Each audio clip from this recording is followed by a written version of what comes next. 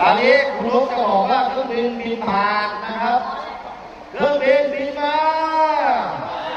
เครื่องบินบินมาเครื่องบินบินมาขอความช่วยเหลือนะครับขอความช่วยเหลือ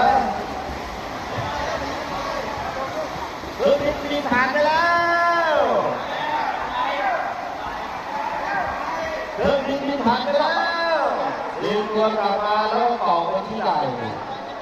นะฮะอยู่ในลักษณะตัวนี้นะครับโอเค